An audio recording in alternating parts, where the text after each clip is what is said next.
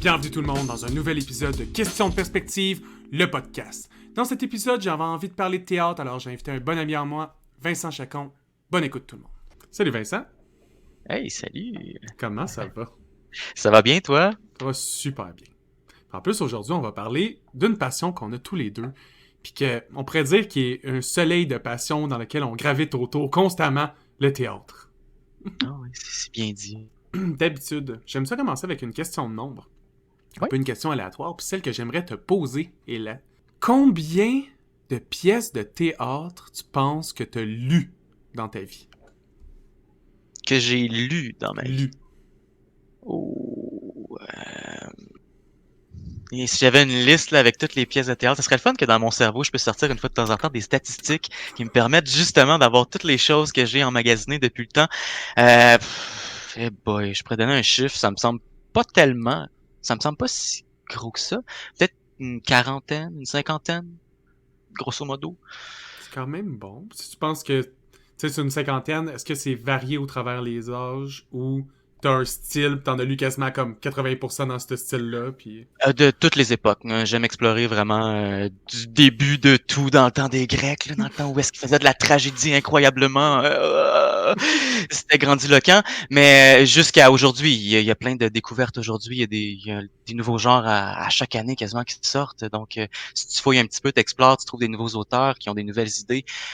C'est incroyable ce qu'on peut découvrir. Surtout dans l'ère de la mondialisation, c'est tellement plus facile d'avoir accès à des nouvelles idées, puis des nouveaux genres, puis de fusionner des genres ensemble. Exactement, puis c'est ça, c'est plus facile de s'inspirer d'un autre pays, de quelqu'un qui est complètement obscur, c'est un petit underground qui est là, mais qui a fait son petit nom à quelque part, puis t'es capable d'avoir des informations, tu sais, même si c'est caché au fin fond de Mhm. l'Allemagne. C'est ça qui est bien, exactement. On a de l'information d'un peu Contrairement partout. à avant, fallait que tu pries qu'il y ait un noble qui crie ton nom dans des soirées mondaines. T'es comme, s'il vous plaît, faites qu'ils disent mon nom 3 fois. Je veux trouver un mécène, s'il vous plaît, payez mon art. Ouais, C'est c'est encore dans la la quête misère. ultime de tout artiste, je crois. C'est juste que maintenant, c'est plus un mécène, c'est qu'on veut que la population soit nos mécènes un peu, mais à plus petit mandat. Ben, c'est sûr que comme tu dis, étant donné que c'est plus facile de propager de l'information, bien c'est encore plus facile d'avoir des fans d'un peu partout, donc du monde qui va te supporter, puis qui vont probablement t'amener des nouvelles idées si jamais tu en rencontres quelques-uns qui sont inspirés par ton travail. Définitivement. Je voulais commencer en sachant, le théâtre est arrivé comment dans ta vie? Oh. C'est étrangement un drôle de hasard. C'est ma sœur, quand que j'étais jeune. J'avais quoi? J'avais peut-être 7 ans à l'époque. Ça date, là. Il y a beaucoup, beaucoup de temps. Plusieurs décennies sont passées depuis. Et oui, elle faisait une pièce de théâtre. C'était dans les loisirs, tout simplement. C'était comme des loisirs qu'il y avait dans ma ville natale. Je savais même pas c'était quoi le théâtre. On m'avait dit, viens, ta sœur a fait un travail avec des amis de théâtre. J'ai comme, de quoi? Pardon. OK, ben, j'ai pas le choix d'y aller, donc je vais y aller. Puis finalement, par ce glorieux hasard, qu'au début, ça m'intéressait pas plus, mais quand que la pièce a commencé, juste l'énergie, l'ambiance, tout ce qui se passe, tout ce qui naît sur scène grâce à cet art vivant, euh, c'est venu me chercher. Ça avait beau être des jeunes, ma sœur a quoi, même pas 2 ans de plus que moi, c'était des jeunes presque de mon âge qui faisaient quelque chose qui avait l'air de les passionner complètement, qui avait l'air d'être complètement incroyable, puis qui sortait de l'ordinaire parce que tu sais on voit des émissions de télé, des films depuis qu'on est jeune, mais quand tu vois ça vivant devant toi, il y a une autre énergie, Mhm. il y a un autre mood qui s'installe, puis ça devient magique. Puis c'est un partage qui se fait entre le public et les acteurs. Et si les acteurs sont vraiment impliqués, moindrement, peu importe le talent qu'ils ont, ils sont capables d'aller chercher beaucoup de monde. Tu sais, puis ça peut marquer des esprits. Parce que moi, la preuve, l'année d'après, j'ai demandé à ma mère, je veux faire ça. Je vais faire ça aussi. Est-ce que je peux aussi commencer à faire ce théâtre-là que je comprenais pas il y a quelques heures, mais que là, tout d'un coup, ça vient d'exploser dans mon visage, dans ma tête aussi. Puis ça a fait son chemin depuis. C'est comme un hobby que là, t'avais soudainement envie de faire tout de suite, Ouais. quand t'as vu le coup de foudre. Ah, shit, faut que je fasse ça moi aussi, ça a l'air bien trop le fun. Exactement, ouais, c'est en plein ça. Toi, D'avoir le trip de gang, c'est fou. t'as décrit quelque chose que je trouvais le fun aussi du théâtre, moi, c'est l'intimité que t'es capable d'aller chercher avec ceux qui écoutent, que tu peux pas avoir ou tu peux avoir beaucoup plus difficilement dans un film à cause de l'écran. On Ouais. sait automatiquement que c'est faux parce que tu le vois sur un écran. Puis des fois, t'es juste berné. Tu sais, t'es pas berné toute la pièce, puis tu te dis, ah oui, ça se passe pour vrai. Tu sais, c'est l'espace d'un moment, ton cerveau, il est berné parce que tu le vois se produire là. Puis tu le sens. Tu sais, t'es un peu empathique, tu le sens Exactement. dans la pièce directement. C'est en plein ce que j'allais ajouter. Si t'as un moindrement d'empathie, tout d'un coup, tout va s'ouvrir d'une autre manière. Puis c'est du monde qui vont vivre la plupart du temps des vraies émotions au bout de la ligne. Mhm. C'est quelque chose que, même si ça a été travaillé, c'est quelque chose qu'ils vont ressentir au fond d'eux-mêmes. Donc, le partage qu'il y a à ce niveau-là, aussitôt que tu peux être en connexion avec ça, comme tu disais, l'écran, c'est bien beau la télé, le cinéma, mais il y a toujours cet écran-là qui nous bloque de la réalité, du vrai de la chose. Tandis qu'au théâtre, c'est ce qu'on va rechercher, c'est le vrai, c'est le moment présent, c'est le live, c'est le fait de pouvoir se tromper, d'être humain, dans le fond. Tu sais, Exact.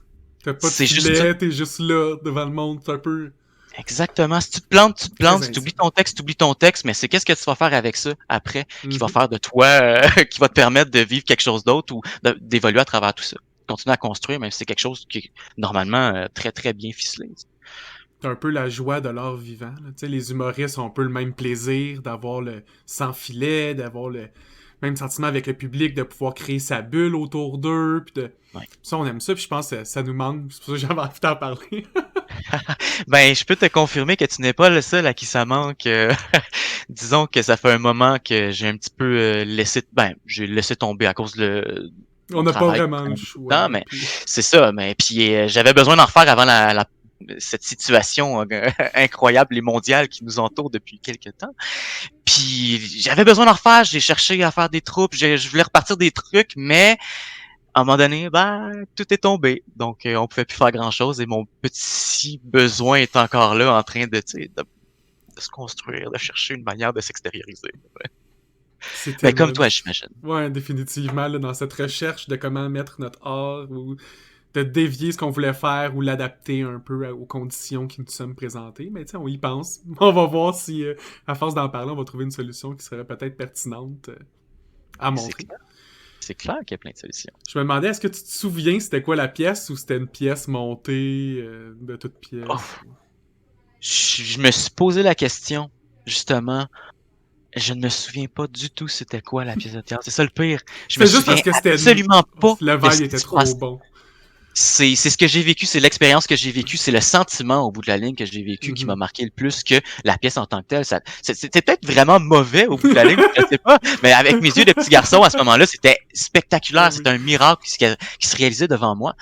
Puis ouais, c'est de ça que je me souviens C'est au comme bout de la ligne. je pense que la première fois que je suis tombé aussi en amour avec le théâtre, c'est pas la première pièce que j'avais vue, mais c'était une comédie musicale. Tu sais, j'avais vu Starmania, mais une version secondaire.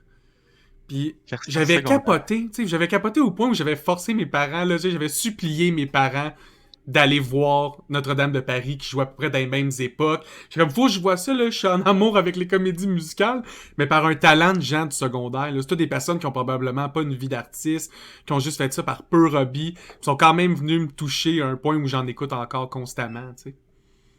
Ben voilà, c'est ça qui est magique. Peu importe t'es qui là-dedans, peu importe le talent que t'as, comme je disais, tu peux aller marquer du monde jusqu'au fond d'eux-mêmes, hein. Ça peut Définitivement. La devenir passion viscéral, que tu partages est plus importante que le talent que tu as. bien sûr. Exactement. C'est en plein ça. Je te demandais après ça, t'as dit l'année d'après, t'as commencé à en faire. Est-ce que tu te souviens c'était quoi la pièce ou quel genre de pièce? Oh, est-ce que tu veux savoir la première création que j'ai fait ou la pièce, la première vraie pièce que j'ai montée? Je peux te Les raconter les deux. deux. Ouais, Ok, les deux. donc, on commence avec la meilleure, c'est mon petit bonbon. C'est mon petit bonbon parce que c'était de la vraie merde. Mais c'était ridicule. On avait fait une petite pièce de théâtre, dans le fond, avec la troupe de théâtre des loisirs à ce moment-là. On avait décidé de créer quelque chose, puis on s'est inspiré de la première chose qui était le plus proche de nous tous en termes d'humour, la petite vie. Donc, cette merveilleuse histoire qu'est la petite vie. On avait fait une adaptation théâtrale de ça. Vraiment, vraiment horrible. Mais c'était pas très bon. Mais le problème, c'est qu'on pouvait même pas savoir à quel point c'était mauvais parce que pendant la présentation, on parlait pas assez fort. Donc, tout le monde chuchotait. On a rencontré le premier défi du théâtre, mais vraiment, la projection nous manquait totalement. Tous les commentaires que j'ai reçus, je me souviens parfaitement des commentaires que je recevais, c'était comme, ça avait vraiment l'air bon, mais on n'entendait pas grand-chose. Oh ben, merci. C'est bon à savoir maintenant. Mais notre professeur nous avait avertis, mais on n'avait pas compris à ce moment-là. Mais c'est la seule fois de ma vie que je n'ai pas assez bien projeté au théâtre. Après, Moi, à ça aurait pu partir de ce dire dans la moment-là, vie. ah ouais, dans la vie, mais des fois je parle pas fort, des fois on me le Ouais, reproche ouais. de pas parler assez fort, mais parce que je me brime un petit peu, je sais à quel point je peux C'est parler fort dans une chuchoté. scène. Wouah! Exactement. Donc des fois, tu veux pas trop prendre de risques, je vais aller un petit peu plus bas que trop haut pour pas déranger le monde autour de moi. C'est juste une petite conversation à deux, puis tout le monde te regarde de super loin. T'es comme, mais ça, je parlais pas si fort que ça. Voyons, je parlais pas plus fort qu'au théâtre, il me semble. Là, même des billets, là, y a aucune différence. La même affaire. Puis après ça, t'as la deuxième. Oui. La deuxième, exactement. Donc la deuxième qui était vraiment une pièce de théâtre, ça s'appelait Le Nez. C'était écrit par Robert Bellefeuille et Isabelle Cauchy. Attends, Cauchy? Je sais pas si j'ai fait une faute de transcription. Oui, j'ai pris des petites notes par-ci par-là.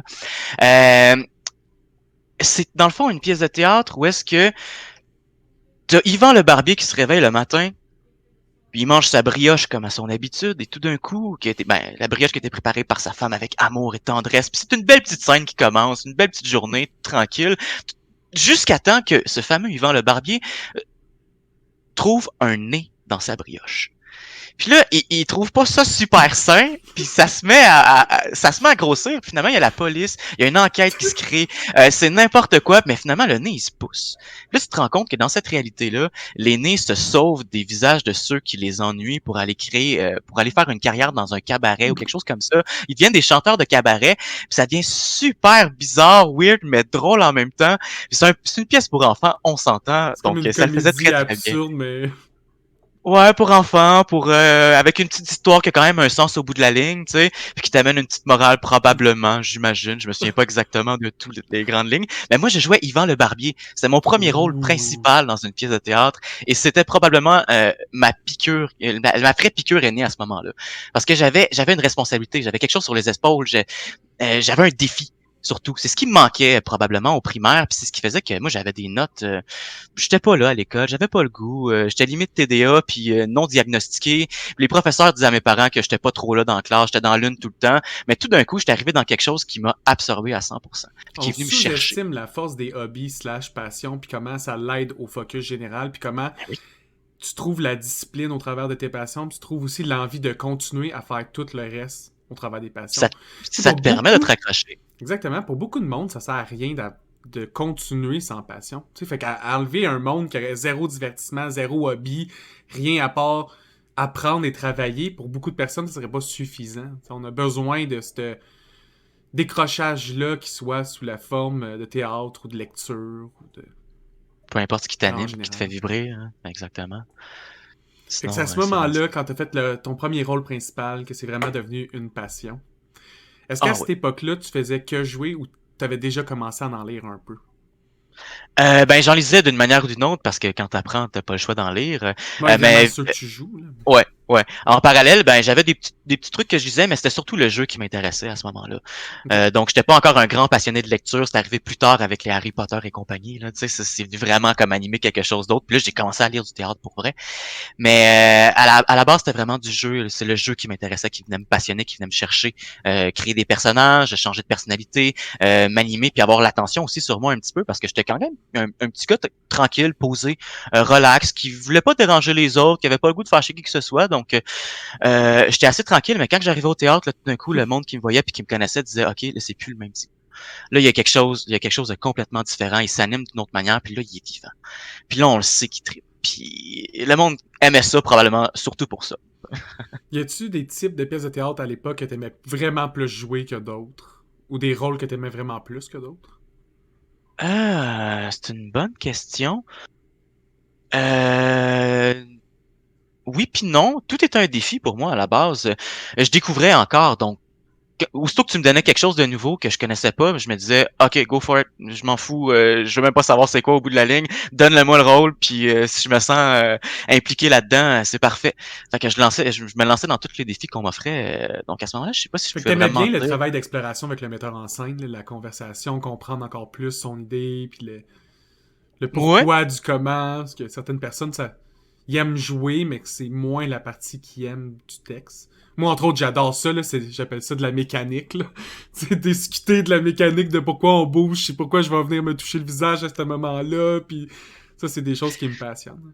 Je sais pas si Ben, toi, c'est incroyable, ben oui. Et en plus, le théâtre est plein de ça, plein de Mhm. petits micro-mouvements, de petites manières, tu sais, aussitôt que tu t'en rends compte, après, tu regardes dans ta vie, puis tu fais plein de parallèles, puis là, tu commences à analyser tout. Puis là, c'est dangereux, mais bon, ça, c'est mon problème à moi. C'est une autre histoire. Fait que là, tu fais un peu de tout, tu te laisses explorer au travers l'œil des metteurs en scène que tu croises. Puis t'arrives à un moment, tu commences à lire les Harry Potter, tu commences à t'intéresser à la littérature. Comment tu gères maintenant la scène d'un point de vue d'un littéraire? Si tu as commencé les Harry Potter, t'as quoi, t'as 12 ans, je pense, quand ça sort, peut-être? 10, 12 ans? Euh, Peut-être, j'imagine, peut-être 11 ans, peut-être, ouais. J'étais encore au primaire, il me semble, à Tu as ce fin moment-là. primaire, Ouais, probablement? probablement, ouais. Ouais. Puis après, au secondaire, j'ai commencé à plus lire à ce moment-là. Donc, il y avait les professeurs qui s'en rendaient compte, ceux qui étaient surtout, qui connaissaient l'art dramatique, qui me proposaient des livres. Y Ils me avait-tu une troupe proposaient de des choses. théâtre à ton secondaire? Ben, il y avait du théâtre parascolaire, oui, Ok. pendant un certain temps. Puis il y avait aussi du théâtre qui était fait dans les cours. Puis il y avait tout le temps des productions qui étaient faites à ce moment-là. Donc j'ai joué plein de trucs qui m'ont vraiment animé, des trucs vraiment différents. Le secondaire, c'était vraiment comme mon point culminant où est-ce que à chaque année, j'avais 2 ou 3 projets différents de pièces de théâtre à monter. Wow. Je venais en manger, là. J'en cherchais. Aussitôt que tu me proposais quelque chose, j'étais OK, fine, je vais le faire, j'embarque. Qu'est-ce que tu veux que je fasse? Puis je me donne à fond. Puis c'est ça qui venait me raccrocher au secondaire parce que, comme je te disais, l'école, pour moi, c'était ennuyant. J'avais pas grand chose à faire, j'aimais pas les matières de base, j'aimais pas la dynamique, comment qu'on apprenait, ce qu'on attendait de moi, les notes au bout de la ligne, parce que j'avais beaucoup de pression aussi de mon père qui voulait des bonnes notes, puis qui était toujours en train de me mettre la grosse pression, puis c'était pas super sain. Puis moi, au bout de la ligne, ce qui est venu faire remonter tout ça, c'est l'art dramatique. Donc je suis rentré en art dramatique, puis là, tout le monde a commencé à se retourner vers moi quand que j'ai commencé à faire des trucs. Moi, ça faisait quoi? Ça faisait peut-être 3, 4 ans que j'en faisais déjà. Au primaire, j'ai commencé peut-être à 9 ans, environ 8, 9 ans. Donc, quand j'étais arrivé au secondaire, j'en avais déjà vu d'autres, puis j'en avais fait des rôles principaux parce que j'étais tout le temps impliqué, puis les profs, ils le remarquaient, puis ils me les donnaient parce qu'ils savaient que c'est ça qui me faisait triper. J'avais des très, très bons profs de loisirs, puis j'avais même fait une petite école de théâtre privée. Oh, Dans le fond, qui nice. était en parallèle, ouais. Puis c'était toujours ça. J'avais des gros défis, puis je tripais. Donc, j'étais arrivé au secondaire, puis quand on me donnait les premiers petits textes à faire, c'est juste ça. OK. À 20 ans, c'est beau. Puis là, je les faisais, puis tout le monde était, c'est qui lui? Pourquoi on n'entend pas parler quand il est en dehors des cours? Mais là, il est quelqu'un, tout d'un coup. Puis ouais, le monde a commencé à me remarquer de cette manière-là.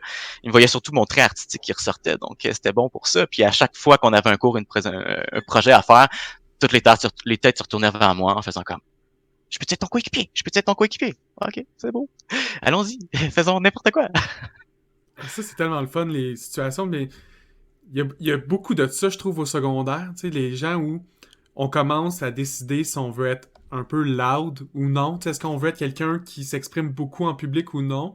Puis souvent, les introvertis, on va trouver d'autres façons de s'exprimer vraiment fortement. Tu sais, toi, t'as trouvé le théâtre, entre autres. Tu sais, c'est dans le cadre du théâtre, tu pouvais être beaucoup plus grand, te permettre de parler beaucoup plus fort. C'était pas grave que le monde te regarde parce que tu te déranges pas. Ils sont là pour ça. Tu sais, c'est ça le cadre. Tout le Exactement. monde est d'accord, là. Faut que tu déranges au bout de la ligne. C'est quand même ça la première, C'est la ça. première idée. Il faut que tu déranges, faut que tu déplaces de l'air. Faut que tu fasses vivre quelque chose à tout le monde, tu sais. Tout le monde est C'est, d'accord avec ça. C'est comme la convention collective voilà. de ça, là. Si t'en vas au théâtre puis tu te plains parce que la personne était trop intense, ben là, t'as peut-être pas compris pourquoi tu faisais là, ou peut-être que tu découvres, on sait pas, t'explores, ou peut-être que t'es juste plus rendu là, ça se peut, pourquoi pas. Tu sais, C'est vrai. il y a toutes sortes de monde. Pour ça, tu peux retourner lire un livre. Tu vas voir, ça crie moins fort, ça a moins d'émotion, puis ça pleure moins. Ouais, tu peux mettre le volume que tu veux dans ta tête, c'est facile comme ça, tu sais, Exactement. au Moi, moins. je gère les scènes, les livres d'horreur, je les gère comme ça. Moi, ils peuvent pas me faire le saut. Je mets le son à mute. Voilà, t'as pas de petite musique qui part puis qui s'arrête. C'est ça, exactement. Genre, si C'est tu correct. viens au secondaire, ce serait quoi ton premier rôle que t'as vraiment le plus aimé jouer? Ou un top 2 si t'es Oh! pas capable d'en Mon nommer juste un. premier rôle que j'ai le plus aimé jouer. Ouais, je pourrais peut-être en nommer au moins deux. Premier rôle, c'était dans une pièce de théâtre qui était complètement inusitée. C'est une pièce de théâtre qui est pas éditée, qui Ok? n'existe pas techniquement dans la Mhm. culture, avec un grand C, mettons. C'est une pièce qui s'appelait Le Retour des Autruches Bleues. C'était pété. OK? Je t'explique un peu. Là. Dans le fond, c'est mon prof d'art dramatique qui sortait de l'université, il me semble, à ce moment-là, qui avait déjà travaillé une scène, une pièce de théâtre qui avait été écrite, je pense, par son prof à lui, ou par un de ses profs, ou par un de ses, en tout cas, mentors, mettons, à quelque part dans sa vie. Puis lui, il a amené ce texte-là, puis il a décidé de nous le faire jouer. Puis il s'est dit, avec ma classe de secondaire, c'est dans les premières choses que je vais faire, puis on va monter Le Retour des Autruches Bleues, une pièce qui l'avait clairement marqué. Puis, dans le fond, je t'explique grosso modo, c'est dans un monde, un espèce de monde fantastique, un peu bizarre, pété, absurde, un petit peu étrange. Dans le fond, c'est trois enfants, trois frères et sœurs. Dans le fond, t'as la sœur la plus vieille qui s'appelle Zélé, t'as le frère, je pense, qui est entre les deux, qui s'appelle Hurlu, puis t'as la plus petite qui s'appelle Berlu. Fait que t'as Hurlu, Berlu, Zélé, qui sont, dans le fond, qui ont été maudits par une sorcière, puis qui sont transportés dans des mondes tout le temps différents. À chaque fois qu'ils s'habituent dans un monde, ils se font renvoyer dans un autre monde par une espèce de tempête. Puis tout ce qu'ils trouvent sur leur chemin, c'est des bananes. Puis là, ils peuvent juste manger des bananes. Puis c'est comme la première affaire que tu apprends dans l'histoire, c'est que Hurlu, le personnage du petit garçon que je jouais à ce moment-là, est écœuré de manger des bananes. Puis là, tout d'un Oh coup, c'est la shit! première fois. Ah ouais, c'est ridicule. Ils sont dans un monde fantastique à ce moment-là. Donc, je sais pas si je l'avais dit. Mais puis là, à un moment donné, ils trouvent un poirier. Pour la première fois depuis des années qu'ils se font changer de bord, qu'ils se font envoyer d'un monde à l'autre, ils trouvent un poirier. Puis là, t'as Hurlu qui est devant les poires, puis il capote. Puis là, il s'en va se bourrer la face, tandis que Zélé, qui est la grande sœur plus intelligente, qui est comme le cerveau de la gang, ou celle qui résonne un petit peu plus, même si elle est un petit peu perdue aussi, qui est comme, hey, c'est peut-être une arnaque, c'est peut-être une attrape de la sorcière, puis c'est peut-être empoisonné, puis elle dit ça pendant que t'as le frère qui est en train de manger, puis là, qui se met à capoter. Fait que là, il se rentre, il pense qu'il est empoisonné, là, tout le monde est convaincu qu'il est empoisonné, puis le frère se met à paniquer, puis à avoir l'impression qu'il va mourir. Fait que là, il faut qu'il trouve un royaume. Puis là, il trouve un royaume qui est là. Puis c'est là que leur aventure commence avec le roi qui est en place. Puis là, ça se met... Il y a plein d'aventures un peu loufoques qui se passent à travers tout ça. T'as des petites romances, des petits trucs bizarres. Puis c'est vraiment l'histoire de des frères et sœurs-là qui doivent vaincre un dragon ou une ultime quête X. Puis là, tout le long de la pièce, on parle d'autruches bleues. On s'en rend pas trop compte. Ça passe de même. On sait pas trop pourquoi, mais bon. Puis ouais, c'est super pété. Puis ça a été un rôle qui m'a vraiment marqué. J'avais mes C'est deux genre de comparses actrices. l'aventure épique mélangée à du dada. Genre, comme Puis, pas de sens. ah ouais, puis C'est moi qui vraiment trippe cool. médiéval, ça me fait capoter ben raide. Médiéval fantastique, moi c'est ma tasse de thé depuis que je suis tout petit. Depuis les Lord of the Rings, dans le fond, tu sais, on va pas se le cacher. Moi Là, quand aussi, c'est c'est sorti là que ça au m'a cinéma, on a tout. hook. Hey, ça existe. Oh, wow. Puis ouais, oh, ouais, puis j'avais deux actrices avec moi, ben deux de mes amies de classe dans le fond qui étaient là, puis c'était deux femmes géniales. Puis on avait tellement une belle relation, puis ça a été tellement un beau projet que je m'en souviens encore aujourd'hui. On était à bien gagner sa scène sur une scène en bois faite de plywood parce que l'école avait pas beaucoup de moyens, mais on avait du fun, on tripait, puis on a fait vivre une aventure épique déjà à notre jeune âge. Là, Ça tu me c'était l'as vraiment juste dit le synopsis, puis je suis crampé. C'est clair, j'aurais ri tout le long. oh ouais, c'était splendide. Là. T'avais même des rêves bizarres qui avaient l'air des hallucinations à un moment donné où est-ce que je me promenais avec des châssis doubles puis je dansais avec. Non, mais c'est dans le texte en plus. Ça avait rapport dans le texte de un call qui fait que le petit frère s'est recyclé en posant de châssis doubles. Mais ça n'a pas de sens. C'est juste comme anachronique, mais c'est voulu. C'est juste parfait. C'était malade. Ouais, c'était splendide. Sinon, deuxième pièce, parce que là, je vais m'éterniser pendant encore une éternité. Ubu-Roi, Alfred Jarry. Ça, c'était dans l'école privée de théâtre que je faisais. C'est du théâtre grotesque. On va appeler ça comme ça. Alfred Jarry, qui est un homme complètement pété, vraiment farfelu. Juste pour te donner une idée, là, ce gars-là, dans le fond, la dernière chose qu'il a dit sur son lit de mort, qui je te niaise pas, c'est dans les annales, ça a été répertorié, mis dans les archives. lui, il s'en allait mourir, puis il a dit à tout le monde qui était là, je veux qu'on m'apporte un cure-dent. Puis il est mort.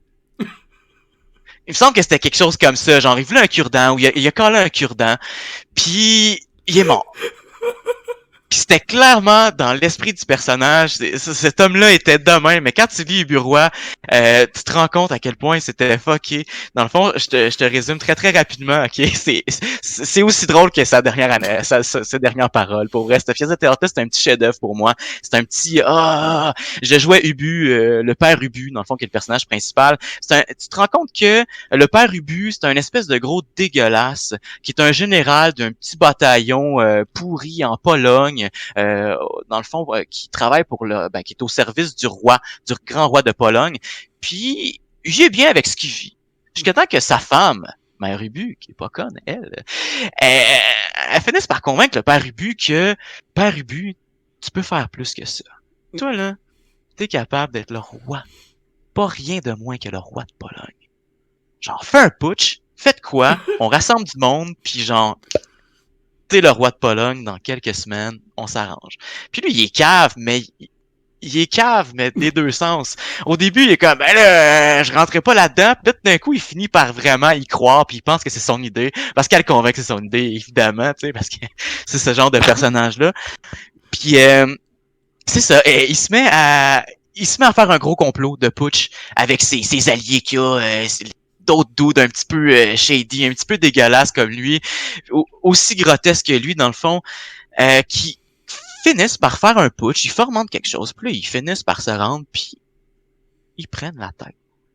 Ils sont capables de tasser la famille royale, ils les exécutent toutes! Rien de moins, sauf un. Parce qu'évidemment, il faut qu'il y en ait un qui se sauve, parce que sinon, c'est pas une vraie histoire au bout de la ligne. C'est pas une vraie histoire, je crois pas, sinon. Non, voilà, il y en a un qui se sauve, puis là, qui promet de faire sa vengeance, mais il y a pas besoin tant que ça de se presser parce que le père Ubu est déjà en contrôle.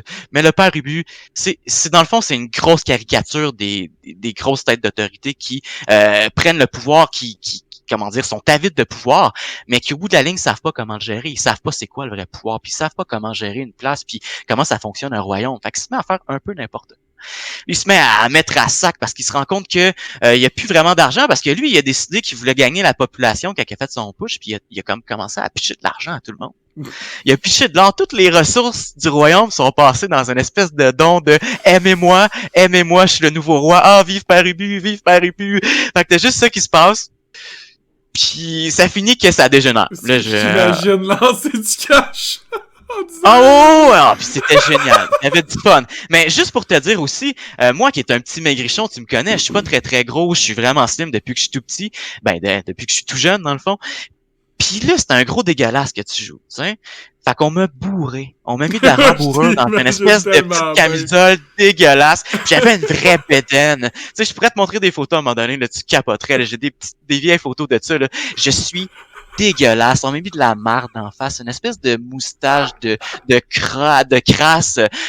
C'est dégueulasse. Puis moi, je trippe de même. Puis je suis comme, moi, là, je suis le petit gars, là, qu'on me dit depuis toujours, t'es beau. C'est la seule chose qu'on voit, tu sais. T'es comment, parce que j'ai une belle prestance, mettons. Fait qu'on me dit, je te vois surtout jouer ce genre de personnage-là, le grand orateur, le bon parleur, le noble, l'aristocrate. Fait que là, t'imaginais en gros dégueulasse, niais qui se fait berner par une folle qui veut faire des pushs politiques, là.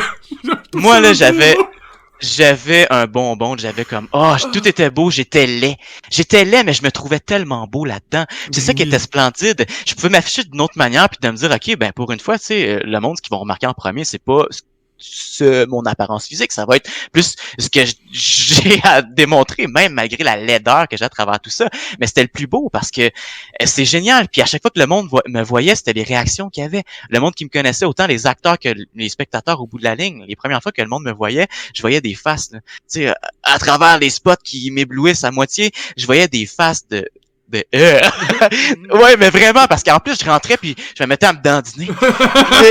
Genre, c'était dégueulasse, mais je jouais avec la bédaine. Puis moi, j'ai toujours eu ce plaisir-là. Ah oui, faut que tu fasses, t'as pas le choix. J'ai toujours eu ce plaisir-là d'y aller vraiment physique. Moi, une de mes premières inspirations, une de mes premières inspirations, c'était Jim Carrey, qui était ultra physique, il se donnait à fond. C'est un homme qui propageait le rire par juste par son corps. Il avait même pas besoin de parler au bout de la ligne. Fait qu'imagine quand il se mettait à parler en plus. Donc, c'est à peu près ça. Je me mets à me dandiner, puis je bouge, mais je me lance. La seule erreur que j'ai faite dans ce show-là, selon moi, c'est d'avoir pris un gros accent dégueulasse qui faisait que la prononciation, des fois, était plus ardue. Ouais, c'est sûr que Mais sinon, le reste, là, c'était genre moi qui me fait du fun en profitant de mon aspect dégueu puis qui fait n'importe quoi. Mais c'est voulu. Mais je faisais n'importe quoi puis c'était génial. Puis c'était l'espèce de, on n'a pas de filtre. On est là pour être grotesque, on est là pour explorer cette espèce d'univers-là qui est complètement loufoque puis qui va à l'opposé de nos standards à nous, qui sont vraiment de bien paraître, on veut être correct. Mais dans ce genre de théâtre-là, les personnages principaux, ceux auxquels tu t'attaches, c'est des gros dégueulasses. C'est du monde qui ont pas de classe, c'est du monde qui ont aucun sens de, qui sont pas, qui ont pas d'empathie pour les autres. Tu sais, mais on les aime quand même parce qu'ils nous font vivre une aventure incroyable puis que les acteurs qui sont dedans trippent. Tu sais, puis c'est un peu ça le principe. J'étais avec une gang encore qui avait du fun. La fin a été botchée malheureusement parce qu'on était au secondaire puis on était un petit peu cave. Mais c'était pas moi qui ai botché la fin, ok? C'est pas moi. Moi, je connaissais mon texte. Moi, j'étais correct, ok? Mais ouais, à la fin, c'était plus rapide, donc puis on a un petit peu botché, mais au bout de la ligne, le travail était tellement incroyable. Il y avait même du Mortal Kombat à un moment donné qui partait. Là. On détruisait des murs pour aller chercher de l'argent dans les maisons des pauvres. C'était vraiment intense. Là. Mais ouais. De secondaire, comme ça. Avec des boîtes en carton là, qu'on Ouais. avait toutes bien préparées, on avait mis de l'or dedans, le c'était beau, on avait mis de la mousse aussi, tu sais, de la mousse qu'on trouve dans les boîtes, mais qu'on trouvait du styromousse dans les boîtes dans ce temps-là. Là. Maintenant, c'est plus très, très écologique. Une chance qu'on a arrêté de faire ça. C'est fou parce que tu sais, l'amour des personnages grotesques puis l'amour des vilains, tu sais, ça existait dans, mettons, il y a 600, 700 ans, puis même encore, il y a même pas une centaine d'années, même, je pense, j'ai oublié les années, mais je pense que c'est 1950, 60, Charles Bukowski, puis ces années-là, des auteurs qui ont un peu une vie, qui s'écrivent comme s'il y avait une vie dark, là, parce que la majorité, il n'y avait pas une vie aussi trash que ce qu'ils disaient, là, mais l'idée du personnage anti-héros, tu sais, le caractère qui a beaucoup de défauts, puis c'est au travers les défauts qu'on s'attache, plutôt qu'au travers ses bons coups. Ben oui, parce que c'est à travers ces défauts qu'on se rend compte à quel point ils sont humains, eux autres aussi. Exactement. À quel point ils sont faits de failles qu'on peut les berner, qu'on peut faire quelque chose avec. Mais c'est le principe du théâtre aussi. Si les personnages sont trop intelligents, s'ils sont trop bons, s'ils sont trop sages, il y aura jamais d'histoire, il y aura jamais de problème, il y aura jamais de conflit. Si tout le monde est capable de communiquer, si tout le monde est capable de partager ses sentiments les plus profondément enfouis, les plus secrets, il y en aurait pas de problème. On n'aurait pas de manquement à la communication, on serait capable de se parler, puis le théâtre n'existerait pas. On voudrait pas raconter une histoire où est-ce que, hey, on se rencontre puis on est les meilleurs amis du monde, mais dans le fond, au bout de la ligne, il se passe absolument rien. Hey, est-ce qu'on va au parc? Allons au parc! Oh, mais tu vois le jeu du chien! Oh, wow, incroyable! Hey, on a une vie géniale! Moi, qu'on s'entend bien, qu'on est heureux ensemble. Ça donnerait du théâtre absurde. Ça pourrait être bon pendant, mettons, une pièce de théâtre, mais au bout de la ligne, après, c'était juste ça. C'était juste ça, tu sais. Aucun conflit, aucun... Toutes les pièces, tous les films que tu vas voir maintenant, c'est juste ça. Il n'y a plus de conflit. Non, tout est beau, tout est rose, tout est... joie de vivre. Parce qu'il y en a des films qui n'ont pas nécessairement de conflit. C'est souvent des films de dialogue ou des textes de dialogue. C'est à propos de juste des personnes qui parlent de leur point de vue souvent, puis ils vont essayer de le mettre de l'avant, puis ça va être plus un discours. Mais du moment que tu veux vraiment avoir une histoire avec un grand H, faut un conflit. Ben, il faut exactement au moins des esprits qui s'échauffent la moindrement, parce que sinon, c'est triste, mais t'as rien. T'as pas grand-chose, en tout cas. À moins d'être dans un monde utopique. On aimerait ça, par contre. Ben, on aimerait ça dans la vraie vie, mais au théâtre, on n'aimerait pas ça. Non, ça serait plat. Exactement. C'est ça, il faut une balance. Faut pas que ça soit trop non plus parce que ça devient irréaliste, à moins que ce soit ton but de t'en moquer un petit peu. Si ça devient trop, tu crois plus, t'as plus le goût, t'embarques plus. Ok, le personnage a vécu tous les drames possibles. Là, il a perdu sa famille, il est malade, il a perdu son chien, sa mère, son frère. Il a perdu. C'est une satire, puis c'est joué comme évident que c'est une blague. Là.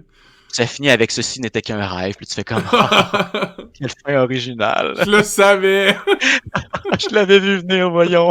Il me semblait, ça me rassure en dedans de moi que ce soit un rêve. Il me semble que ma vie n'est pas vide maintenant que je viens de vivre un rêve et que j'ai rien appris. J'ai rien vécu au bout de la ligne, tu sais. J'ai fait une boucle, mais une boucle. Tu peux décider de prendre aucune de ces morales et n'en appliquer aucune. C'est pas... Ben, Mais c'est ça, si ton trip à toi, c'est de pas avoir de morale, pourquoi pas? Mais il y a du théâtre qui se fait sans morale. Il Ben y a du oui. théâtre qui est pas moralisateur. Tu sais, il y a plein de types de types expérimentaux qui se font. Il y a du théâtre de Mais performance, même, du je théâtre pense que dansé, même si du t'en as théâtre. pas, dans la proposition que tu es en train de faire, ton style en a une opinion. Tu sais, t'as un... Mettons le dada, là. Tu vas voir une pièce de dada, puis le gars, il décide qu'il fait juste des sons, puis qu'il lance des tartes dans la face du monde. T'as pas grandi, t'as pas rien appris, mais comme la morale est que c'est dans le concept du dada. T'es allé voir quelque chose qui était pas un show, t'es sorti en disant ouais, c'était pas un show. Fait que t'as participé aux règles établies. Fait que c'est comme la morale un peu de la chose, c'est comment je pourrais expliquer ça, que t'as ce que tu vas pour. Je sais pas comment le dire avec des mots, mais t'as c'est ça pourquoi t'as payé. T'sais, si tu payes, puis la personne a dit en gros, ça va être de la merde, tout le long c'est de la merde, comme ben je te l'ai dit là. Ouais, ouais, J'étais super avoué. honnête. C'était totalement transparent, tu peux pas, tu peux pas t'offusquer à ce moment-là.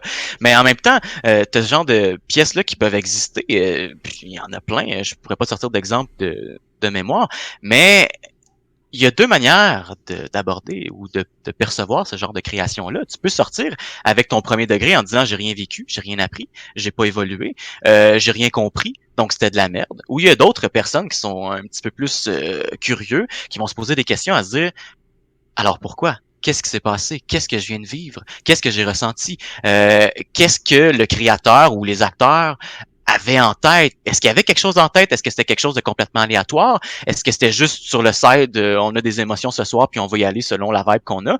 Ou c'était vraiment un processus créatif développé sur plusieurs mois? Ou est-ce qu'ils se sont questionnés? Ou est-ce qu'ils ont établi des conventions? Ou est-ce qu'ils ont essayé de créer un univers qui était à eux? Donc, t'as toujours cet aspect-là aussi au théâtre. Puis c'est ce qui arrive souvent dans les types de théâtre plus modernes, où est-ce que il y a beaucoup d'auteurs qui veulent se dégager de l'espèce de fiction, qui veulent se dégager de ce besoin-là de te raconter quelque chose, puis au bout de la ligne, te dire, ben, t'as vécu une histoire avec un personnage, t'es rentré dans la catharsis, t'as vécu des émotions, cool. Il y a des gens qui veulent te faire vivre des émotions d'une autre manière, qui veulent te faire douter, qui veulent te plonger en dedans de toi et te faire questionner sur ta propre personne. Puis ça, j'ai vu beaucoup de types de théâtre performatif qui étaient comme ça au cégep là, quand j'allais voir des choses assez obscures puis un petit peu underground. Euh, il y a du théâtre performatif où est-ce qu'ils vont vraiment embarquer le spectateur avec eux autres. Ils vont briser le quatrième mur puis ils vont vivre une expérience avec eux. Ils vont vivre un moment. Ils vont leur faire vivre une anecdote. Ils vont raconter peut-être un petit quelque chose qui leur est arrivé, puis après, ils vont te plonger toi aussi là-dedans. Ils vont rentrer dans le public, puis ils vont t'offrir une perche pour te dire « Hey, toi aussi, tu fais partie du spectacle. Qu'est-ce que tu as à m'offrir? C'est quoi le partage que tu as à me donner? » Puis ça, c'est magique. C'est pas juste l'acteur sur scène qui va te donner quelque chose, c'est le public aussi, au-delà de sa réceptivité, de son ouverture, qui va aussi engendrer un résultat qui va créer un show différent à chaque soir parce que les gens vont pas réagir de la même manière. Donc c'est un petit peu comme un work in progress, mais qui est pas c'est pas un work in progress, tu travailles pas dessus, tu fais juste le vivre à chaque fois. Tu fais juste te lancer à chaque fois, puis c'est toujours de plonger dans l'eau froide sans trop savoir ce que ça va donner comme résultat. Peut-être qu'un soir, tu vas avoir un public qui est complètement amorphe, qui n'ont pas le goût d'embarquer, ou peut-être que l'autre soir, tu vas avoir le public qui va embarquer, puis que ça va durer genre une demi-heure de plus ta présentation. Parce que tu as du monde qui sont en train de t'offrir des pistes de réflexion aussi, puis qui réfléchissent avec toi, puis qui se donnent tellement, puis que ça vient tellement les chercher, qui vont, ce soir-là, changer ta perception de ton propre show. Donc ça, c'est un genre que je voyais beaucoup dans le temps, puis c'était génial. Je sais pas si ça continue, j'ai un petit peu perdu les arts vivants Bonne de vue depuis question. quelques temps, depuis un an ou deux, je sais pas pourquoi. Je sais pas. C'est Mais difficile. en tout cas, J'en c'est un croise peu plus. difficile. Ouais. J'en croise plus et les théâtres sont plus ouverts, puis ça devient complexe, ça devient pas mal illégal de se rassembler, donc On va c'est te plus mentionner un compliqué. peu ton cégep, fait qu'on va rester là-dessus. À part Ouais, les pièces de performance, c'est quoi tu regardais, lisais et jouais dans ta période au cégep? au cégep, qu'est-ce que... Oh, ben, je tripais beaucoup sur l'absurde à ce moment-là. Je viens d'une ville qui tripe énormément absurde. Mais je pense que tout le J'adorais. monde au cégep, on tripe tout un peu sur l'absurde. Puis après Ouais. ça reste où ça part. Moi, ça est resté solide. C'est un courant encore qui me fait complètement capoter. Puis j'adore que c'est en réponse à l'absurdité du monde, un peu. Tu sais, tous les textes que tu lis en absurde, c'est littéralement parallèle à toute l'absurdité que tu peux avoir au quotidien. Ça vient Ben, beaucoup me chercher. aussitôt que tu gruges un petit peu au niveau du second sens, comme possibilité infinie de réflexion, c'est sûr, c'est vraiment, c'est une des gloires de l'absurde au bout de la ligne, c'est d'être capable de se moquer de n'importe quoi ou de Mhm. n'importe quel stéréotype, puis de le représenter de sa manière la plus grotesque pour que tu comprennes à quel point ça l'est pour vrai, et à quel point c'est complètement insensé, même quand tu le vois de manière réaliste, pas exagéré ou pas vécu dans des situations bizarres, tu sais. Mais oui, j'aimais beaucoup l'absurde, c'est sûr et certain. J'avais, à la fin de mon secondaire, pas mal, j'avais exploré Jeu de massacre de Ionesco qui m'avait Mm. incroyablement marqué. Ça avait été une révélation pour moi. Il y avait des scènes qui venaient tellement me chercher. J'avais monté avec un petit peu avant le cégep, là, c'était à la fin de secondaire plus, mais il y avait une scène où est-ce que tu as une scène en double, puis c'est une scène d'amour. Puis t'as dans une des deux scènes, t'as le gars qui arrive puis qui se rend compte que sa blonde est en train de pogner la maladie qui tue tout le monde. C'est actuel. Ouais. Mais On peut puis tout la de relire, l'autre, guys! ouais, on va tout la relire, c'est bon.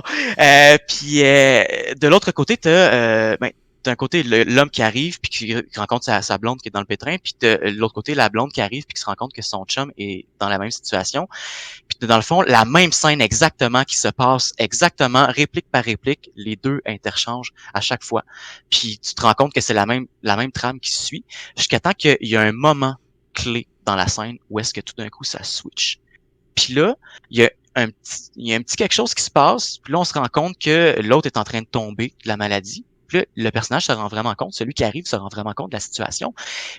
Puis il y en a un qui le prend d'une manière t'es la femme de ma vie, je vais mourir avec toi s'il le faut. T'as tout d'un coup l'autre qui le prend à la peur, puis qui panique, puis qui finit par laisser l'autre, carrément.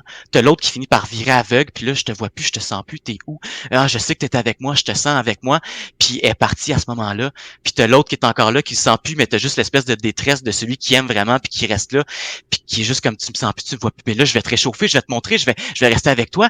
Puis t'as de l'autre côté qui est vraiment comme l'abandon de la personne est partie par crainte, puis en même temps, c'est autant qu'on peut la juger, cette personne-là, autant que dans cette situation-là, qu'est-ce que tu ferais? Tu sais, tu penses que tu vas attraper la maladie aussi si tu restes, qu'est-ce que tu vas faire, tu sais? Puis il y a cette espèce de parallèle-là qui se fait, puis c'est tellement incroyable l'intensité que ça prend. Au début, c'est super anodin, c'est super Mhm. cute, c'est une petite romance, puis d'un coup, après, t'as la lourdeur qui s'installe.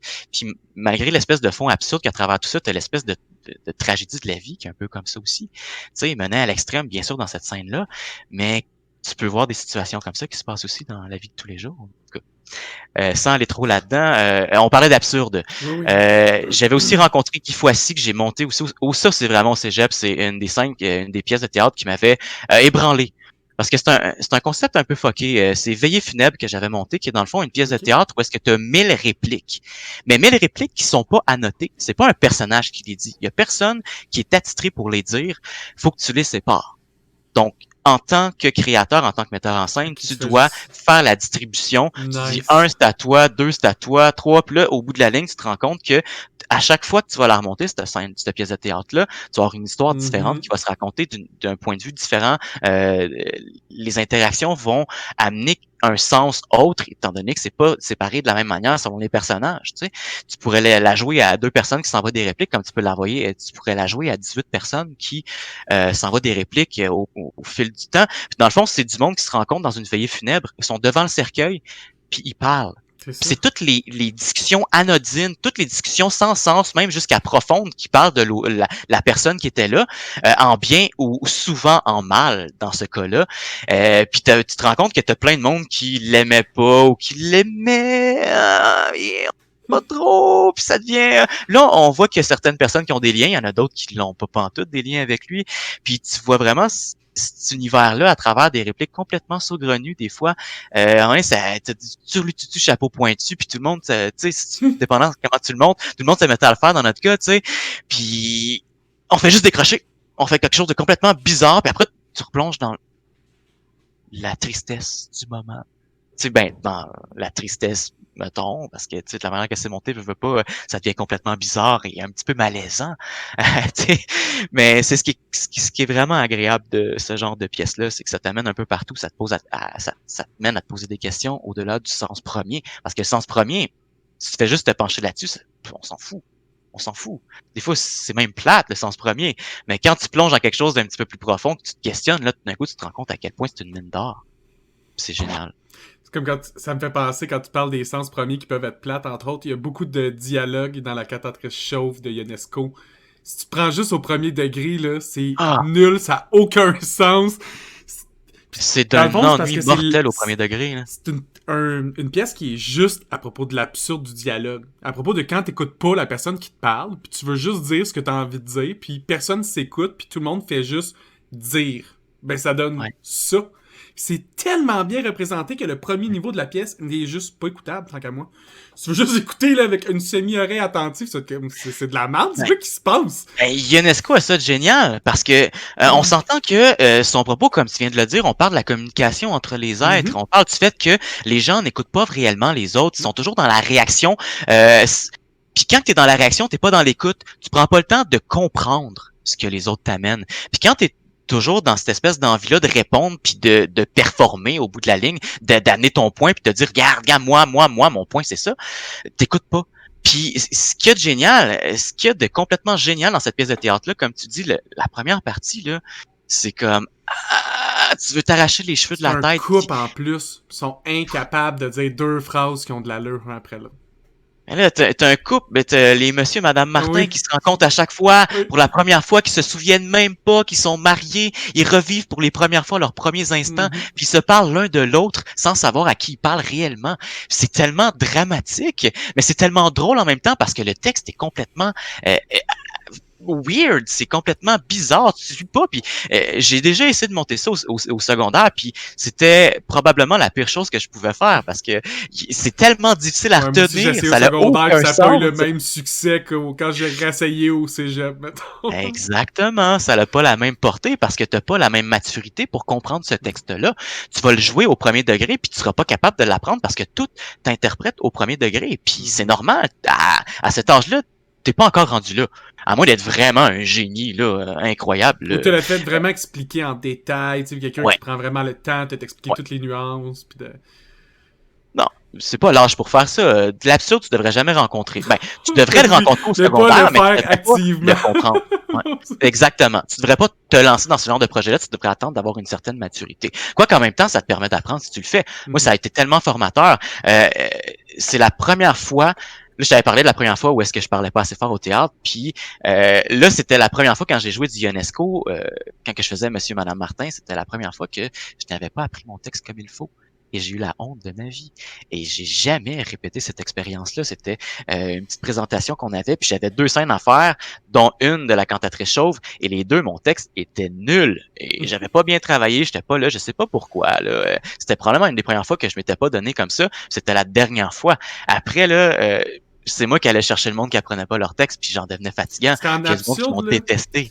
il y a quelque chose que les gens ne se rendent pas compte, c'est que dans un texte normal, les auteurs, les acteurs, on a souvent joué assez de pièces où il y a des trames qui sont assez similaires, que je vais pas dire les bons mots, mais ce que je vais dire est exactement dans la bonne ligne pour que je fuck personne dans le texte. Tu sais, je vais être capable de dire globalement la bonne affaire, puis ça, on peut continuer.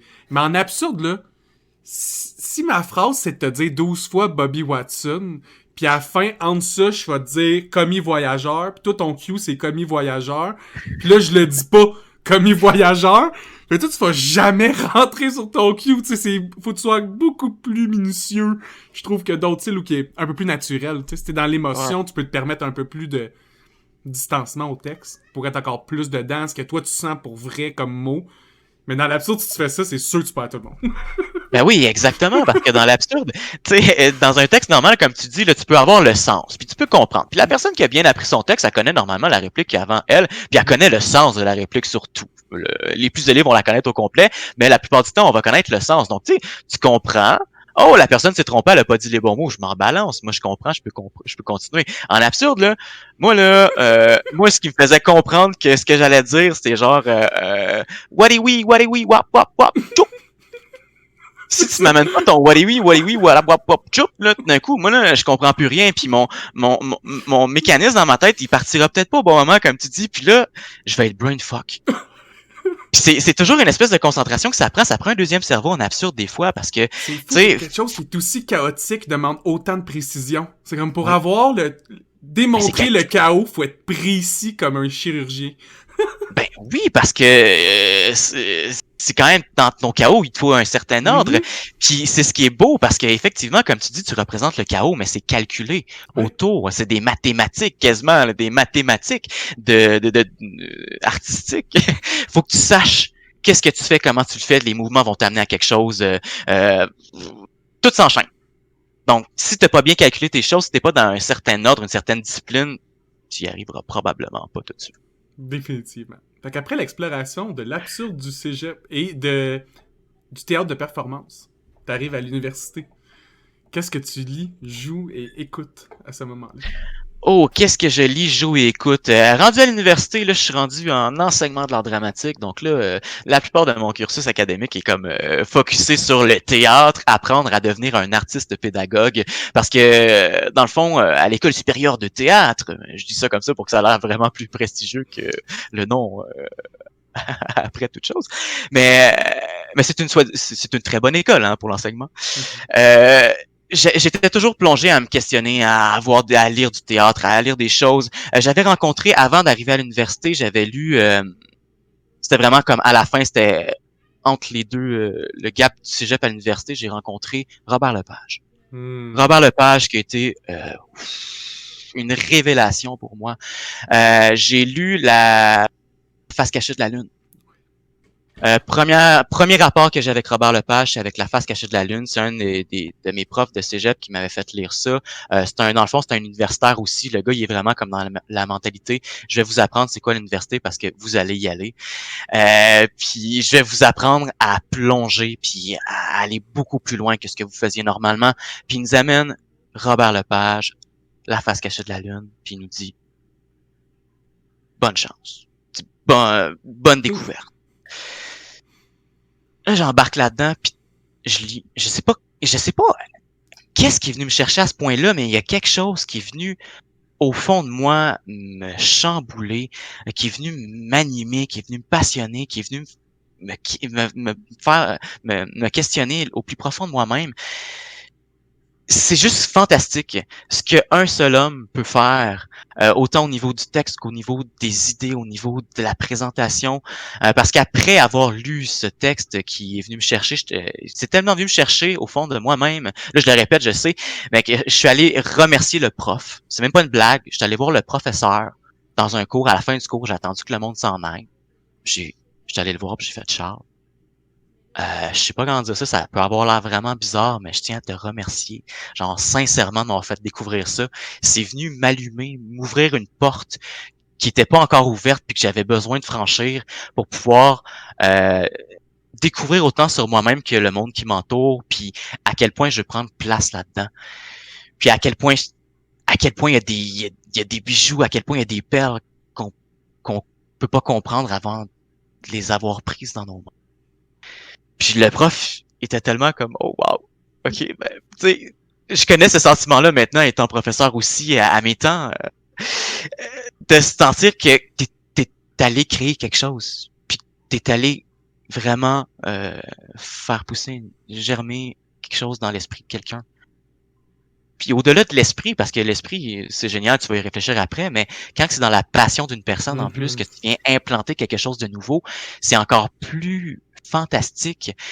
Puis je l'ai vu dans ces yeux-là de ce prof-là à ce moment-là. J'étais comme, OK, il fallait que j'aille le remercier pour moi. Puis je me suis rendu compte que c'était pour lui aussi au bout de la ligne parce que c'est ça le théâtre au bout de la ligne. C'est un partage. Donc, faut être conscient que tu as une place là-dedans. C'est tellement le fun quand quelqu'un, tu sais, tu conseilles un livre ou une pièce, puis il te revient, puis il t'en parle, puis il fait pas juste t'en parler un peu, là, il t'en parle beaucoup, puis ça l'a vraiment intéressé, puis moi, c'est des super bons moments pour moi. Moi, je suis surtout, tu sais, un sériephile, puis quand je conseille une série, puis quelqu'un m'en revient, puis là, on peut en parler constamment, là, je suis comme, ah, j'ai fait un bon pairing.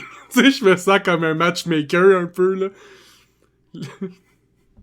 Ben oui, c'est tout à fait. C'est en plein sentiment. T'as pas le choix. C'est merveilleux comme ça.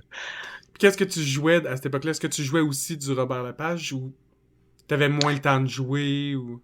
J'ai jamais monté de Robert Lepage. Ça serait quand même quelque chose, un défi incroyable. Mais j'ai, Lance! V'là un ben, défi! ça me donne le goût, surtout, tu sais, quelque chose qui se fait avec soi-même, c'est merveilleux. C'est un one-man show au bout de la ligne, là. Mhm. Puis ça te permet d'explorer plein de trucs de manière tellement différente. Le texte est tellement élaboré, puis il est tellement varié aussi au bout de la ligne, à travers une trame qui ne m'aurait jamais intéressé. Je sais pas comment ça se fait, tu sais, c'est un truc d'espace, le premier voyage dans l'espace, une histoire entre deux frères qui sont en train, qui ont eu des gros conflits par le passé, puis qui sont en train de devoir gérer le décès de leur mère, puis à savoir qu'est-ce qui se passe avec ça. T'en as un qui est très proche de sa mère, puis t'as l'autre qui était comme un peu. Donc, tu sais, t'as l'espèce de... t'as toutes les trames qui arrivent, toutes les manières de raconter l'histoire, pis c'est tellement incroyable, ça vient tellement de chercher. Puis Robert Lepage a cette qualité-là, cette possibilité-là de faire vivre une histoire par des images, par ce qu'il te représente, par la symbolique des choses, par la projection, par la technologie, justement par l'apport de la technologie, il est capable de te faire vivre un monde complètement différent. Il est seul sur une scène, mais il peut te raconter un univers, puis tu vas y croire. Puis t'as pas le choix d'y croire parce que c'est tellement dans ta face, c'est tellement beau, c'est tellement précieux, puis c'est tellement vrai au bout de la ligne que tout ce qui t'amène, comme t'es bombardé de ça, puis c'est génial. Ouais, c'est vraiment un des grands. Si vous cherchez à lire plus, puis vous avez pas croisé son chemin encore, là, allez le lire. Ça vaut C'est vraiment la fantastique. peine. Malgré peut-être quelques petits, comment dire, des petites controverses qu'il y a eu par-ci par-là autour de certaines de ses œuvres, euh, quand on explore un peu, il y a plein de choses pétées qui te font vivre plein de situations complètement différentes puis qui vont te permettre de t'explorer autant toi-même que l'univers qui t'entoure.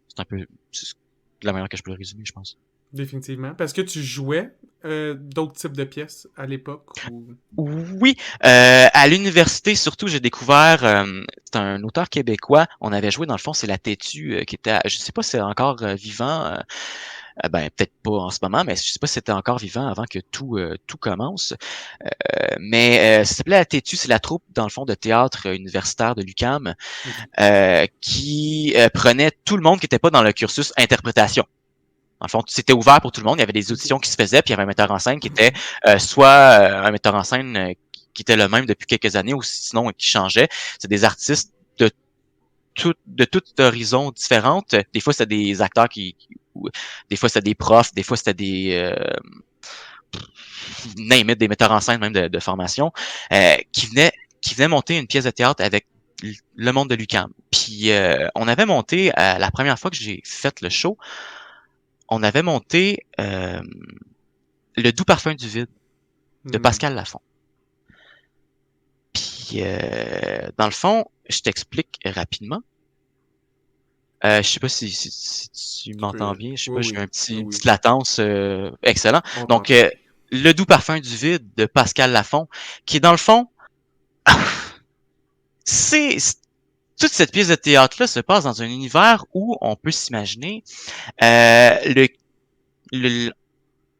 la consommation de chair humaine a été acceptée et est devenue une mode, est devenue, comment dire, quelque chose de raffiné culinairement parlant.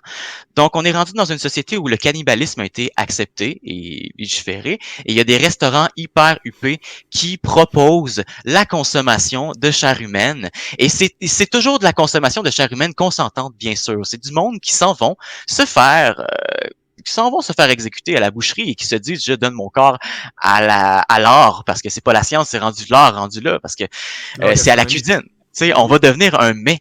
Mhm. Puis, dans le fond, ça se passe là-dedans. C'est l'histoire d'Adria, une grande chef renommée d'un restaurant tout aussi renommé qui s'appelle le Pléonasme, qui vit, dans le fond, dans toute la banalité de la consommation de la chair humaine. C'est dans un univers où est-ce qu'on se rend compte que pour les gens en général, c'est devenu quelque chose de tellement accepté, tellement répandu, que ça en est devenu banal. Et il y a plein de scènes qui vont se passer autour de ces personnes-là, autour des restaurateurs qui vivent dans ce restaurant-là, qui vont vivre plein de situations qui peuvent sembler tragiques des fois, mais qui vont être vécues dans une espèce de nonchalance, une espèce de c'est correct. Tu sais, c'est Parce que c'est normal. tellement un futur dans lequel Sweeney Todd serait devenu populaire. C'est comme si quand les Quasiment. gens auraient réalisé qu'il y avait des humains dans les burgers pis dans ses pâtés, le monde aurait fait « Mais quel génie! » Mais en même temps, Sweeney Todd, ça aurait pas fonctionné parce que c'était pas consentant. Lui, Non, c'était ouais. pur et Tu sais simple ce que je du veux dire, c'est meurtre. comme il y a plus longtemps dans le temps, tu sais, c'est comme l'évolution de cet univers. Ben, peut-être, oui, exactement. Plus tard dans le futur, Inspiré de... ça finit par passer, inspiré de la suite logique de Sweeney Todd. Maintenant, au théâtre. Tu as quel rôle Euh, dans cette pièce? Moi, je suis arrivé, ok, je vais t'expliquer un petit peu la situation. Le metteur en scène a fait une espèce de belle introduction à tout ça. Il y avait, dans le fond, il nous a fait faire une petite activité avant de commencer. Premier atelier qu'on a, on commence, on brise la glace, on apprend à se connaître un petit peu. Puis il avait installé des assiettes à l'envers sur une table. Avant qu'on connaisse même le texte, avant qu'on sache qu'est-ce qui se passait. Donc là, il nous fait nous asseoir à table. OK, on a des assiettes devant nous. Qu'est-ce qui se passe? Là, il nous fait retourner les assiettes. Puis là, il y a des noms de personnages dessus. Puis là, après qu'on ait toutes retourné nos assiettes, il prend les assiettes, puis il dit, il pointe une personne, puis il dit, donne ton assiette à telle personne. Puis là, il fait les échanges jusqu'à temps que tout le monde ait le bon rôle. Puis moi, j'arrive devant mon assiette, puis là, on me donne, c'est écrit, l'homme. Je suis comme, ah, man. Est-ce que je me suis fait avoir, moi, là? Ok, c'est beau. L'homme, on va voir qu'est-ce qu'il me propose. Dans le fond, c'était un petit rôle, mais qui était tellement incroyable. Ça semble banal, mais dans le fond, c'est un personnage qui vit une situation, qui arrive sur la table de boucherie. Lui, il était consentant aussi, puis il est prêt à faire la chose. Puis il arrive, il se fait coucher sur la table. Puis là, tout d'un coup, t'as le boucher qui arrive puis qui s'en va y passer la lame sous la gorge de manière tout à fait banale. Il est en train de jaser, lui, le boucher, lui, il y a une relation tout à fait anodine avec le personnage. Il est comme, ah ouais, qu'est-ce que t'as fait un matin? Je sais pas qu'est-ce qu'il dit, là, mais c'est une conversation tout à fait, banale. Tout va bien pour lui, tout est beau, c'est même, il fait des jokes, on voit ça puis c'est quasiment déplacé, mais pour lui, tout est beau, tu sais. Là, tout d'un coup, t'as l'homme qui se réveille puis qui fait comme, j'ai pas dit à ma femme que je l'aime. Ça commence comme ça. Son histoire à lui commence comme ça. Puis là, t'as le boucher qui est comme, c'est pas grave, on va le faire quand même, on va, en chop chop, c'est fini, tu sais. Là, t'as l'homme qui s'entête puis tu dis non, je peux pas partir avant d'y avoir dit. Puis là, t'as le boucher qui essaie d'y faire la passe, mais ça marche pas, le gars, il meurt juste pas. Il est comme pas capable. Là, t'es comme, ok, mais là, what? On va le tuer s'il est pas Ok. consentant. Ça marche pas. Il est pas consentant, on dirait que ça marche pas. Ouais, c'est peut-être la convention, hein. Peut-être qu'il était juste pas consentant, donc ça fonctionne pas. Puis là, il finit par, le boucher finit par plier, puis il fait comme, ok, regarde, t'as mon téléphone, appelle-la ta femme, puis après, c'est fini. Tu vas pouvoir passer à autre chose. Ok. T'as l'homme qui finit par appeler sa femme, puis qui tombe sur le répondeur. Il est pas capable de la rejoindre. Puis là, il laisse un message. Mais genre un message, là, tellement, je t'ai jamais dit telle affaire, je t'ai jamais dit ça, je t'ai jamais dit à quel point je t'aimais pour telle raison, puis à quel point ton odeur me faisait... Puis il part, puis c'est tellement touchant, c'est tellement profond, puis tu vois qu'il dit tout ce qu'il avait sur le cœur que jamais osé lui dire. Encore, on parle de communication à ce moment-là, tu sais. Il a même pas dit à sa femme, t'apprends ça à ce moment-là, qu'il allait mourir. Il a même pas dit, j'ai pris la décision d'aller me faire trancher la gorge, me donner mon corps pour la cuisine. Il est juste parti ce matin-là, puis il a fait, c'est normal. Pourquoi pas? C'est une nouvelle aventure, tu sais. Puis là, il explique à quel point elle est importante pour lui, puis que c'est comme super profond. Puis il finit par raccrocher. Puis comme tout chamboulé, puis il fait comme, ok, c'est beau, on y va. Puis là, il se couche, puis je me souviens plus si c'est à ce moment-là, mais il se met à chanter. Il se met à chanter une chanson qui rappelle sa femme, de quoi de même. Puis t'as juste le boucher qui est toujours pas capable de faire la passe. Oh non, non, non, non, excuse-moi. Non, excuse-moi, c'était un petit peu avant, mais il chantait pour sa femme exactement une chanson avant de se faire donner le téléphone. Mais à la fin, il raccroche le téléphone. C'est vrai, il raccroche le téléphone, pistolet, t'as sorti un gun. Mais nous autres, on avait un vrai de vrai avec des balles à blanc. puis t'avais le boucher qui qui se mettait en joue. Je raccrochais, il me regardait, c'est fini. Il tirait. Il disait rien, il tirait. Puis t'avais le gros bam, t'avais le feu, la flamme. J'ai jamais vu de mage. Je me suis fait tirer dessus au théâtre pour vrai. Puis ça a été probablement une expérience des plus folles que j'ai vécue sur scène. Je me faisais trancher la gorge avant avec un couteau qui était émoussé. Puis dans une des présentations, ça, je l'ai jamais dit au metteur en scène parce que je voulais pas qu'il capote. J'ai juste dit à l'acteur qui était un bon ami à ce moment-là. Tu sais, on s'entendait bien, on avait une belle complicité. Mais le couteau était émoussé, mais il m'a fait une slice à un moment donné, mais quand même qui paraissait, là. Je comprenais pas. Je l'ai senti sur le coup, j'ai fait show must go on, je m'en fous. Je m'en fous, je dirais même pas tout de suite, je vais dire à la fin du show à Nico, puis au metteur en scène, je dirais peut-être pas pour pas qu'il capote puis qu'il change ses affaires parce qu'il y a ça, c'est correct. Puis c'est ça, je me faisais trancher la gorge, puis après, je me faisais tirer du gun avec une balle à blanc. Je sentais la chaleur, je sentais les résidus me revoler dessus. J'entendais le son. Mon oreille a bourdonné après, là. C'était pas des blagues, là. J'étais comme, oh fuck, je viens de me faire tirer pour la 2e, 3e, 4e fois. C'est fucké. J'aurais jamais pensé vivre ça, mais le feeling est incroyable. Puis le monde, les réactions étaient cinglées, le monde pas longtemps capotait. sur scène, mais tout ce que tu fais est impactful. Tu commences en comédie, après ça, t'as un moment super tragique, puis après ça finit avec une exécution au gun qui est un gros effet spéciaux, ça résonne partout dans la pièce. Puis l'effet, ça prend un coup de gun, là, le petit silement, puis là, toi, tu dois être mort, puis là, ça... l'effet Un silence qui est maintenu, t'as l'autre acteur qui sait que il dit rien, puis il attend que la lourdeur fasse son effet, que le monde soit mal à l'aise, que le monde soit pas bien, puis après, il peut finir la scène. Boum, tu changes complètement de beat après, puis ça repart sur quelque chose de nouveau, une nouvelle scène avec une nouvelle situation, puis là, wow! Puis, ce qui était génial, c'est que dans le fond, aussi, j'avais un rôle de serveur dans le show, tu sais, fait que je faisais un petit peu de figuration par-ci par-là, j'étais un des serveurs centraux, mettons, là, qui revenait souvent. Mais à la fin du show, t'as comme la situation qui se termine, t'as l'histoire qui se termine, puis t'as toute la chute qui est arrivée, mais t'as le black qui se fait, puis ça revient tranquillement.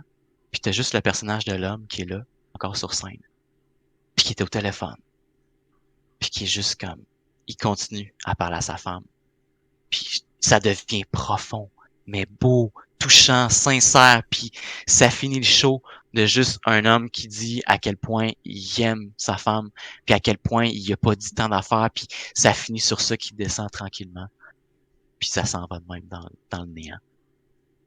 Fait que j'avais un petit rôle, mais ça amenait quelque chose de complètement fou dans le show. Puis c'est moi qui terminais ce show-là. Puis c'est un honneur que j'ai eu. Puis au début, tu sais, je le voyais pas comme ça parce que ça devient difficile quand t'es souvent là, puis tu travailles beaucoup, t'es très impliqué, mais que tu vois très peu, le résultat de ce que tu peux amener, tu sais. Mais quand tu vois le résultat, quand tu comprends au bout de la ligne avec les enchaînements à quel point c'est important ce que tu as amené, tu te débosses puis tu fais comme, OK, je devrais peut-être descendre de mon piédestal puis me dire que dans le fond, je suis peut-être beaucoup plus important que l'image que je m'en faisais au début. Puis j'avais eu des super bons commentaires, entre autres du metteur en scène qui m'a jamais dit, c'est son assistante qui m'avait dit, genre qui me disait que j'étais la personne pour ce rôle-là puis qu'il pouvait pas rêver mieux, puis j'étais comme, OK, wow, il faut juste que je continue à me pousser, peu importe dans quoi. Puis j'ai eu plein de up and down après à l'université, des trucs qui m'ont vraiment chamboulé au niveau de ma confiance personnelle. Mais j'ai eu plein de belles expériences aussi, puis de belles explorations qui m'ont mené tellement des questionnements fuckés. L'année d'après, j'avais joué quelque chose de complètement différent. C'est quoi, c'est Rainer Werner Fassbinder, je sais pas comment, mon accent doit être dégueulasse, c'est un Allemand, puis dans le fond, c'est un show qui s'appelle Anarchie en Bavière, il me semble que c'est ça, Anarchie en Bavière, puis c'est complètement différent, mais c'est encore quelque chose qui va te faire réfléchir, qui va te poser des questions. Dans le fond, c'est dans une société, c'est en Bavière, bien sûr, où il y a une guerre qui s'est passée avec un front anarchiste. Puis t'as les anarchistes qui ont gagné la guerre, puis qui prennent le pouvoir, puis qui décident de tout mettre à terre le système qui est en place. Puis tu te rends compte que ces anarchistes-là, qui détestent le pouvoir, l'ancien pouvoir qui était là, puis à quel point le pouvoir autoritaire leur plaisait pas, finissent par prendre un petit peu cette même tangente-là sans s'en rendre compte, puis ils commencent à imposer un système. Ils changent toutes les lois. Ah, maintenant, tu peux faire ce que tu veux, tu peux travailler comme tu veux, mais ils l'imposent un petit peu au monde. Puis ils laissent pas vraiment le temps d'avoir un changement ou d'avoir une espèce de progression tranquillement. Puis tu te rends compte avec la famille Heure Légale, t'as la famille Heure Légale qui est comme le parallèle au Front anarchiste. T'as cette petite famille-là qui, eux autres, c'est le monde conventionnel.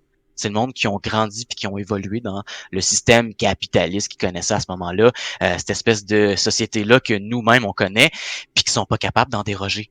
Tu leur dis du jour au lendemain, vos valeurs sont plus les valeurs de la société, c'est plus ça en quoi on croit, puis vous devez apprendre un nouveau mode de vie, puis eux autres, ils capotent. Puis tu te rends compte que des deux côtés, leur combat est un petit peu ironique ou un petit peu exagéré, mais les deux côtés, ils croient tellement, puis ils tiennent tellement que ça crée des tensions, ça crée des drames fous au bout de la ligne. Puis le texte est tellement weird. La première fois qu'on l'a lu, c'était tellement bizarre, un peu malaisant même. C'est vraiment particulier comment c'est écrit. Faut le lire plusieurs fois. Sincèrement, c'est un des rares textes que j'ai eu besoin de lire plusieurs fois pour me dire si j'aimais ça, pour vrai. Si j'embarquais, si je pouvais comprendre ce texte-là. Parce que de la manière que c'est écrit, de la manière que c'est fait, c'est un peu, je sais pas si, il y a une espèce de côté un peu absurde, mais sans être nécessairement absurde. Je sais pas comment expliquer, mais il y a une espèce d'incompréhension. Il y a des choses qui se disent, il y a des textes, il y a des paroles qui se disent, mais c'est peut-être aussi un manque de communication entre les personnages qui est évoqué. Mais c'est bizarre. C'est vraiment étrange. Puis t'as cette espèce de sentiment-là tout au long de la pièce quand tu la lis. Il y a quelque chose d'étrange. Il y a une espèce de malaise qui vient naître à travers tout ça. Je sais pas à quel point je suis bien. Puis quand on l'a monté, ça a fait un petit peu le même le même effet.